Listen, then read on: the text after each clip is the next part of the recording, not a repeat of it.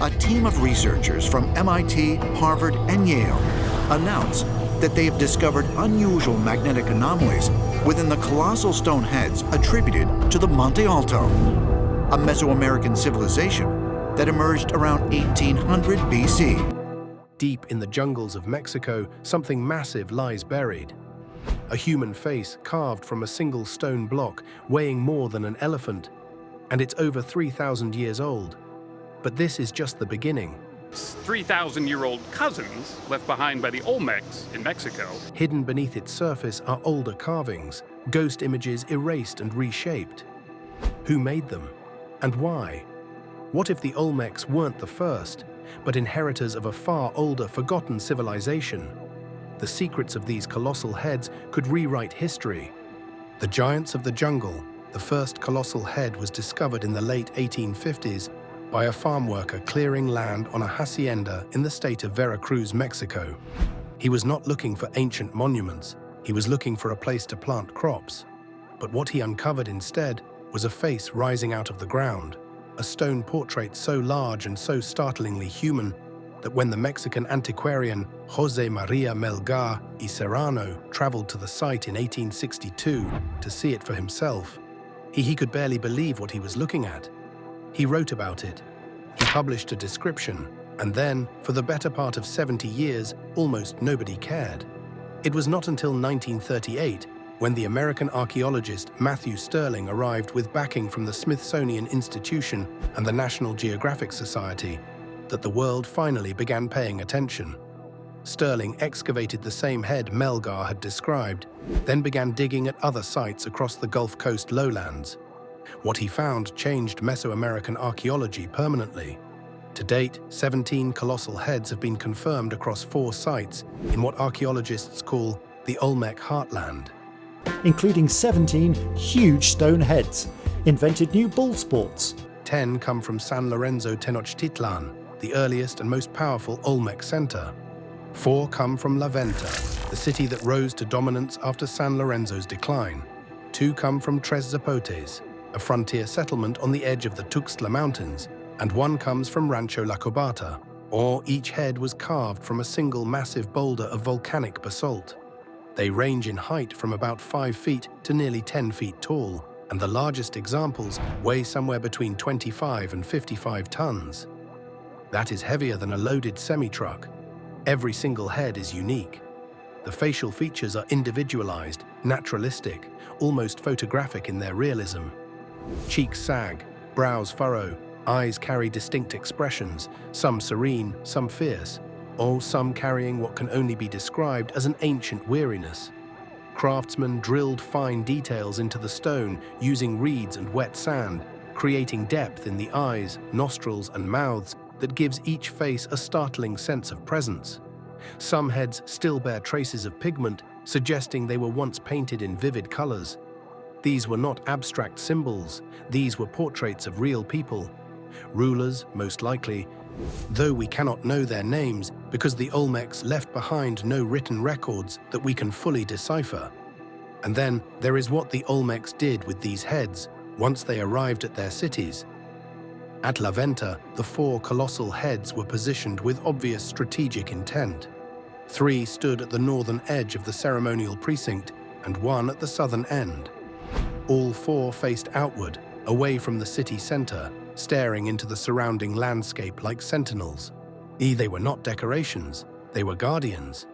They were positioned to project authority, to declare ownership, to warn anyone approaching that the power inside this place had a face, and that face was watching. The Mesoamerican belief that the human head contained the soul, the identity, the accumulated experience of a person was already ancient by the time the Olmecs carved these monuments. A portrait head was not a symbol of a ruler, it was the ruler, frozen in stone, in continuing to exert influence long after the living body had failed. That is what makes the colossal heads so much more than sculpture. They were instruments of power, political technology disguised as art, and the civilization that created them understood exactly what they were doing. The Olmec civilization flourished between roughly 1500 and 400 BCE along the Gulf Coast of Mexico. Takalikabak is one such Olmec site in western Guatemala. In the modern states of Veracruz and Tabasco, they are widely regarded as the mother culture of Mesoamerica, the society whose innovations in art, architecture, religion, and urban planning would eventually echo through the Maya, the Zapotec, the Aztec, and every major civilization that followed. They built pyramids, they constructed ritual ball courts, they developed one of the earliest writing systems in the Americas, and they carved these heads, these impossible, magnificent, troubling heads, with nothing but stone tools and human hands. But the deeper you look into how they did it, the more the comfortable explanations start to come apart. The 60-mile mystery. Here is where the story turns into an engineering puzzle that still does not have a clean answer. The basalt used to carve the colossal heads came from the Sierra de los Tuxtlas, a volcanic mountain range in Veracruz. The primary source was Cerro Tintepec, a volcano whose southeastern slopes are littered with enormous boulders, deposited by ancient volcanic mudslides called lahars. These are the boulders the Olmecs selected, shaped, and somehow moved to cities that were more than 50 miles away. Some estimates put the distance at over 60 miles, and recent geological studies suggest the range could be even greater depending on which quarry sources were used. Let that sink in for a moment. We are talking about a civilization that had no wheels, no horses, no oxen, no draft animals of any kind, no iron, no steel, no cranes, no pulleys, and no mechanical advantage beyond what the human body and raw ingenuity could provide. And yet they moved stones weighing 20, 30, sometimes 50 tons across terrain that includes swamps, floodplains, rivers, and dense tropical jungle. How did they do it? The honest answer is that nobody knows for certain, and anyone who tells you otherwise is oversimplifying. The most widely accepted theory involves a combination of methods. First, the Olmecs likely used river transport. The Coatzacoalcos River and its tributaries flow through the region, and during the rainy season, water levels would have risen high enough to float enormous balsa wood rafts, carrying the boulders downstream. The logistics of building a raft capable of supporting 50 tons of basalt while navigating river currents are staggering. But the waterways were there, and the Olmecs were clearly sophisticated enough to exploit them. For the overland portions of the journey, our researchers believe the Olmecs used wooden log rollers, sleds, and possibly temporary causeways built across the swampy lowlands using packed earth. We know they were capable of massive earthwork projects because their cities feature enormous mounds and platforms that required moving huge volumes of soil. Two damaged Olmec sculptures even appear to depict rectangular stone blocks lashed with ropes, with human figures riding on top, as if overseeing the transport. These may be the closest thing we have to an Olmec record of how the job was done. But even with all of these theories combined, the scale of the operation is almost incomprehensible. This was not a one-time event. 17 heads have been found so far, and there may be more still buried. Each one required quarrying, rough shaping, transport across impossible terrain, and then months or years of fine carving with handheld stone tools. The labor force required would have been enormous, and hundreds of workers coordinated over weeks or months for a single stone. The organizational complexity rivals anything in the ancient world. And yet the Olmecs did it repeatedly, over centuries, with a consistency and ambition that suggests this was not a luxury, it was a necessity. These heads mattered so much that an entire civilization bent its resources around creating them. The question is why? And the answer to that question leads us somewhere very strange. The ghost faces beneath the stone. In the last few decades, as scanning technology, surface analysis, and digital imaging have become standard tools in archaeology, researchers have been able to examine the colossal heads with a level of detail that was impossible when Sterling first pulled them out of the ground, and what they have found has quietly upended the standard narrative. The surfaces of several heads bear what scholars describe as odd scars, or faint traces of previous carving that have nothing to do with the visible face. These are not natural imperfections in the stone. They are the remnants of older forms, older shapes, older identities that were deliberately removed and replaced. Two heads from San Lorenzo have been definitively confirmed as recarved from massive stone thrones. the altar-like monuments that served as seats of elite authority in Olmec society. San Lorenzo Colossal Head 7 still bears a deep indentation on one side, a remnant of the niche that once formed the front of the throne. San Lorenzo Colossal Head 2, which stands nearly 9 feet tall and weighs 20 tons, it's just a replica. The original ones would weigh up to 20 tons and could be about 10 feet tall. shows clear evidence of the same transformation. At La Venta, the unfinished Altar 5 appears to have been abandoned in the middle of being converted into a colossal head, frozen in the act of transformation like a half-shed skin. And in Guatemala, at the site of Tacalicabaj, researchers found Monument 23, a throne that may itself have been carved from an even earlier colossal head, the process running in reverse. But the confirmed cases may only be the beginning. 13 of the 17 known heads have flattened backs, a feature consistent with the flat bases of Olmec thrones. Only 4 heads have fully rounded backs. Some researchers argue that the flat backs were simply a practical choice, making the stones easier to transport by providing a stable surface for hauling. That is possible, but the alternative interpretation is far more provocative. If the majority of these heads were recarved from earlier monuments, then the faces we see today are not the original faces. They are the second version, or the third, or the fourth. Beneath each portrait of an Olmec ruler, there may once have been a different face, a different identity, a different story that someone decided needed to be erased. Think about what that means. Picture it. Or a massive stone throne sits at the center of a ceremonial plaza for decades, maybe longer.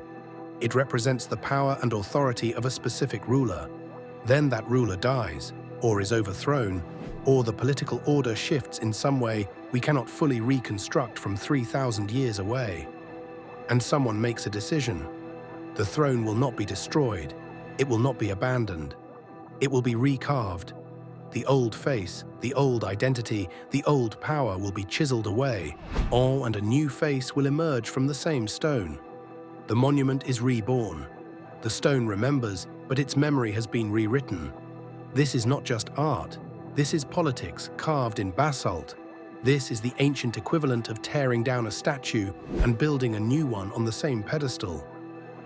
Colossal heads, carved from solid basalt, were ultimately discovered in the area, the largest measuring a staggering... Except that in this case, the old statue is still inside the new one, buried under inches of reshaped rock, waiting to be found.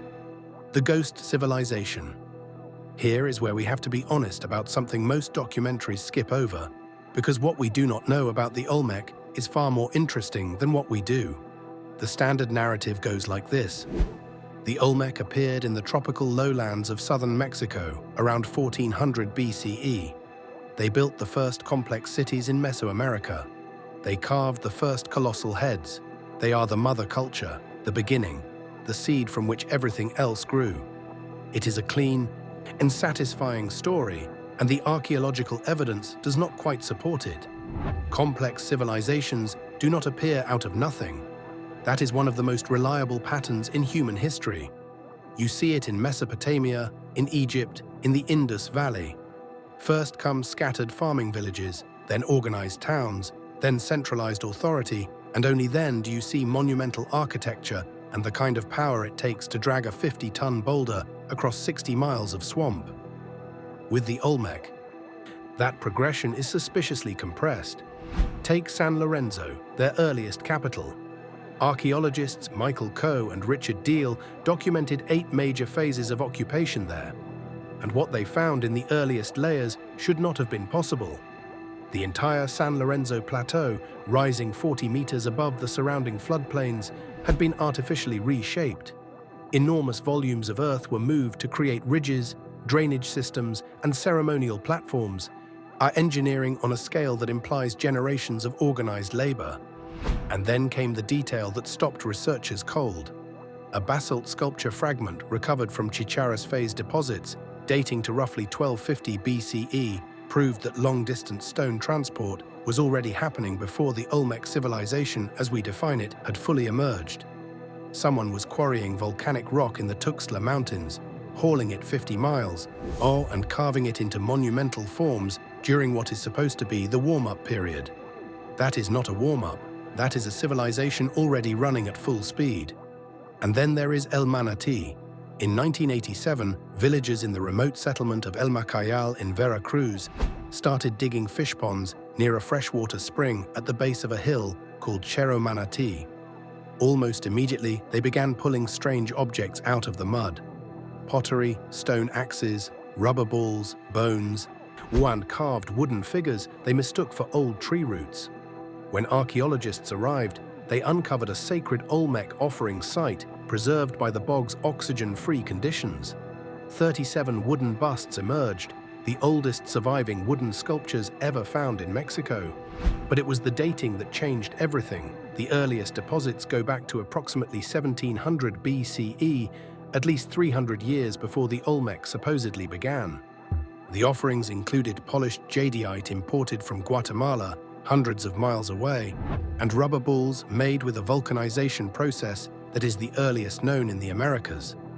Someone was conducting elaborate, resource-intensive rituals at this spring, someone with long-distance trade networks and a fully developed belief system before the Olmec even existed as a named culture. So where did it all come from? One answer is that the developmental stages have simply been swallowed by the jungle. The Gulf Coast lowlands are one of the worst environments on Earth for preservation. Tropical heat, acidic soils, and constant flooding destroy organic materials within centuries. Researchers have traced Olmec roots to farming cultures in Tabasco dating back to 5100 BCE. The ancestry is there, buried deep but nearly invisible. The other possibility is harder to dismiss the more evidence accumulates. What if the Olmec did not build their monumental tradition from nothing? What if they inherited it? Throughout the ancient world, civilizations routinely built on older sacred sites. The Maya constructed pyramids over older pyramids. Teotihuacan contains layer upon layer of buried construction. The Romans raised temples on Etruscan foundations. If the Olmec followed the same pattern, if they inherited monuments and sacred places from an earlier people and recarved those monuments to claim authority for themselves, then the colossal heads we see today are not the first chapter of the story. They are a revision. The original text has been scraped away, and whoever wrote it belongs to a chapter of American civilization we have not yet learned how to read. That is the ghost civilization. Not a fantasy, not a conspiracy, just a gap in the record, a silence in the stone, and a growing pile of evidence suggesting that the silence has a shape, a weight, and a story the jungle has been keeping far longer than anyone expected. The ritual silencing.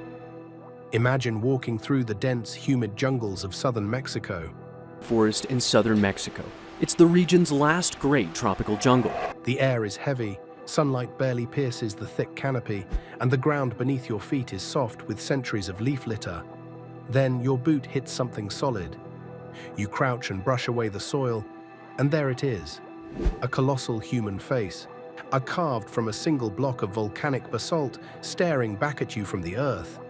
This is one of the Olmec colossal heads, some weighing over 20 tons, dragged across miles of swamp and jungle more than 3,000 years ago. They are monumental feats of engineering, art, and authority. But the more archaeologists study these heads, the stranger they become. Many of the colossal heads are damaged, and not by chance. This is deliberate mutilation. Take San Lorenzo Colossal Head 9, for example. Archaeologists found 9 carefully drilled pits in its face and headdress. Each puncture was precise, intentional. Or consider La Venta Monument 2, once smiling broadly, only to have its upper lip and part of the nose ground away before it was buried. Across multiple Olmec sites, a pattern emerges. The facial features that give identity to a person, noses, lips, eyes, are precisely the ones targeted. This was not vandalism, it was ritual. To understand why, we need to step into the worldview of the Olmecs. In Mesoamerican belief systems, the head was more than a body part. Mesoamerican belief systems, such as those of the Mayans, began to form in Central America approximately 4,000 years ago. It was the seat of the soul, the locus of identity and authority. The Maya, inheriting much from the Olmecs, used the word uba to link selfhood directly to the face and head. These colossal heads were not mere statues, they were vessels of power. They made the dead ruler present, watching, influencing the living. If a dynasty fell or a rival sought control, neutralizing that power became necessary. The act of defacing and burying the head was a deliberate attempt to silence the spirit within. This practice of ritual killing of monuments is not unique to the Olmecs. Around 2200 BCE in Mesopotamia, Akkadian rulers defaced bronze statues of King Sargon's dynasty by gouging out eyes, breaking noses, and removing ears. The goal was not to destroy the object entirely, but to humiliate it and strip it of power. The Olmecs appear to have followed a remarkably similar logic. They didn't shatter their colossal heads into fragments. They silenced them. They blinded the eyes so the dead ruler could no longer see, ground away mouths so it could no longer speak, and buried them to remove their presence from the living world. Some heads were later exhumed and recarved, given new identities, reborn but layered over the past, never fully erasing it. At San Lorenzo, the 10 known heads were interred around 900 BCE during the city's decline. They were carefully arranged along ridges, sometimes alongside other damaged monuments. La Venta shows similar ritual burial patterns. These were not random acts of destruction. They were a deliberate reconfiguration of spiritual and political power. Every strike of the chisel, every inch of basalt removed, carried intention. Every buried face was a story, forcibly silenced. What does this tell us about the Olmec civilization? That their monuments were alive. Stone was not dead material. It was a vessel for identity, authority, and influence. And when power shifted, those vessels were reshaped, silenced, or reborn. The faces we see in museums today may not be the first faces those stones ever wore. Beneath the calm, heavy features, hidden in layers of carved basalt, may lie older rulers, older stories, erased but never entirely gone. The Olmec colossal heads force us to rethink history. They are reminders that the past is not a single, linear story. It is layered, contested, and sometimes violently rewritten. Every time we uncover a new carving or examine an old scar in stone, we are glimpsing a civilization wrestling with power, memory, and identity in ways that resonate across millennia.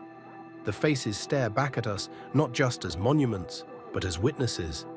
And the deeper we look, the more we realize the first face carved into that basalt may never truly disappear. 17 stone faces, 3,000 years of silence, layers of erased history hidden in plain sight. The Olmecs may have inherited more than we ever imagined, but from whom? And what truths were lost before they even left their mark? The jungle holds its secrets tightly, but every scan, every excavation, every shadow beneath the stone brings us closer. The first face carved into basalt may no longer exist, but its story is far from finished. When we think we are uncovering history, are we simply reading someone else's erasure? And what other faces, older, hidden, forgotten, are still waiting to be revealed?